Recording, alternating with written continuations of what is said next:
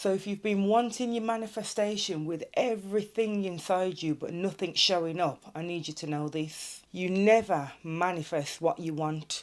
You always manifest from the emotional set point that you live from on a day-to-day basis. Most people try to manifest from a place of fear, disappointment and lack, and they don't even know it.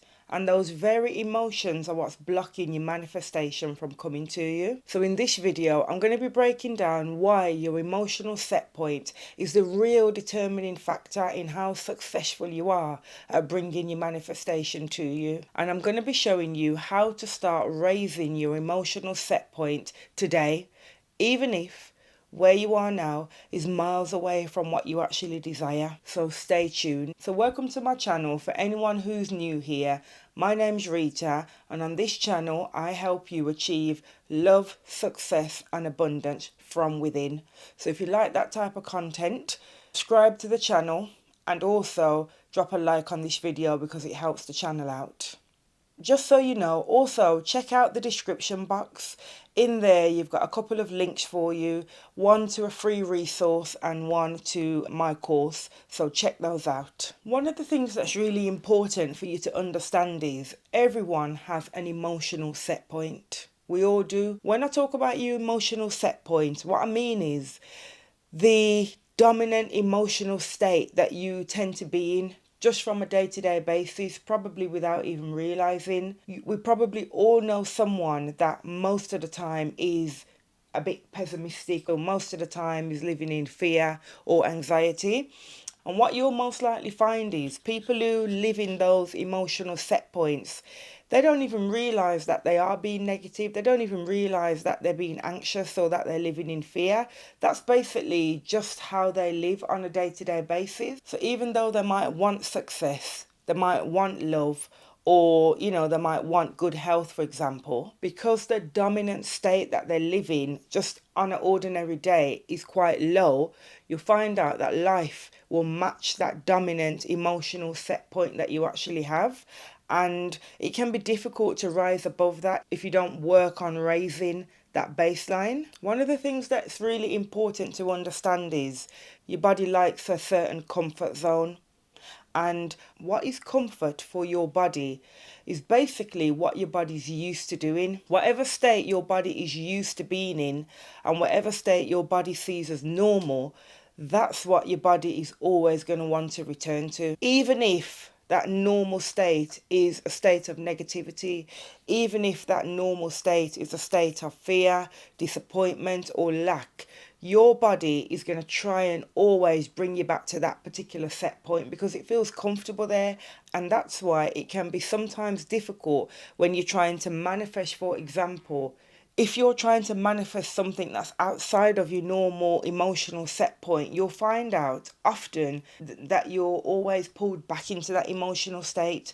So for example, if you're wanting to be more joyful in life and more optimistic, you'll probably find out that you can go for a little while feeling like that, but soon enough you'll find out that your body, your mind starts pulling you back into that negativity. And as I said, it's because it feels comfortable for you and it feels familiar. Your body prefers familiarity rather than something completely new because it's scary.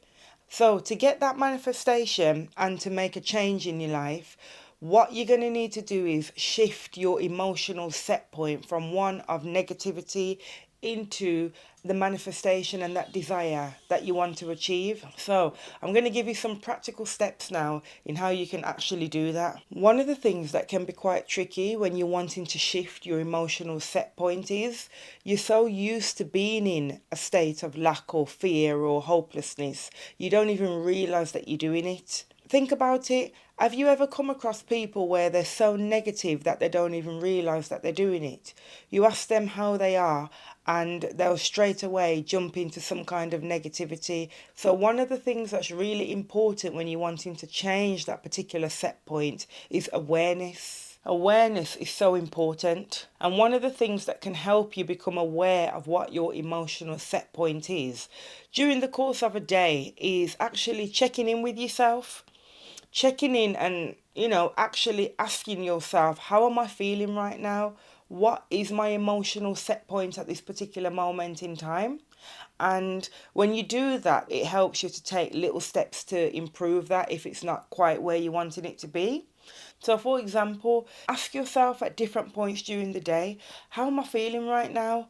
And does it align with my desire that I want to achieve? You can do that by asking yourself that out loud. You can just obviously say it in your mind, or you can journal it. It's whatever works for you and your circumstances, but doing that really helps you to become aware, because the danger is when you're trying to manifest something different, a lot of the time people think it's like the major big events that need to happen to make things change. But what's really important is the little steps and the little things that you do on a day-to-day basis, which gradually train your body and your mind to feel a different emotional set point. The second tip that I want to give you in terms of how you can change your emotional set point is giving yourself little mini boosts during the day. So, for example, we've already talked about checking in with yourself throughout the day and noting how are you feeling in relation to your emotional set point. When you do that, the second tip now is to use that information to change how you feel about that particular desire that you want. So, for example, in relation to finances, if you were to check in with yourself and you're feeling quite pessimistic about your finances, that would be the perfect opportunity to note how you're feeling and do something about changing it. And it only has to be something very small. You could quite easily, within that moment, choose to give some gratitude for the finances that you have in your life. For whatever money you do have, you could do that within that particular moment, which would then help to shift that emotional set point. So instead of saying, oh, I don't have enough money, you could quite easily say, I'm thankful for the money that I have. It's allowed me to buy my lunch today. That is the type of little mini micro boost that you need to give yourself. Another thing, for example, that you could do is some breath work. If you check in with yourself and you realize that you're feeling anxious about a particular desire, let's say you're wanting to manifest love into your life and you're a person who ordinarily thinks quite negative about love, or you think you're going to find it hard to find that special person, and you realize that, that will be the perfect moment just to stop and do some breath work within that moment and just calm your system down and get your system and your whole state back to a place of relaxation. And that just helps you to calm down and release some of that anxiety. So it's really important to check in with yourself and do some little micro boosts during the day. When it also comes to wanting to manifest your desire, what's really important is getting into the feeling of that desire. What does it feel like if I was to have that desire right now? So you're basically looking at yourself from a place of having that desire. You're basically living in the end. And again, you can do this on a daily basis or a few times per week. And what you're wanting to do is focus on the feeling of having that particular desire. So if you're going to visualize what it would feel like to have that love or to have that financial abundance, you're not necessarily visualizing the money, for example, or the man or the woman in your life. What you're visualizing is the feeling that that would promote in you should you have that desire. So you would probably feel, in relation to finances, you'd probably feel a sense of security. That particular feeling is what you want to really cling on to. For example, if you wanted to manifest love, what would that feel like if you were to have that love? Would it be like butterflies in your stomach? Would it be excitement to see that person? Would it be how you would feel waking up next to them? What would that feeling be? And that's what you really want to cling on to, the emotion of that particular desire. And two of the key times that's really great to do this is right before you go to sleep, literally the few moments before you fall into your sleep, or just after you wake up, as soon as you've opened your eyes, before you start your day, you get out of bed, you touch your phone. Those moments are really important moments for reprogramming the subconscious mind and really helping to shift the state of your nervous system. So rehearsing the feeling and that emotion of the desire is really important for shifting your emotional set point. With that said, the key message is, remember, you can't manifest outside of your emotional set point.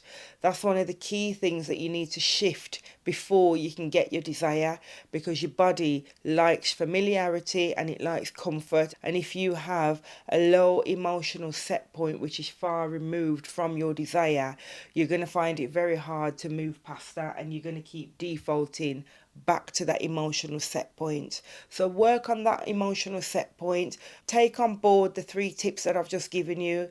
Become aware of what your emotional set point is.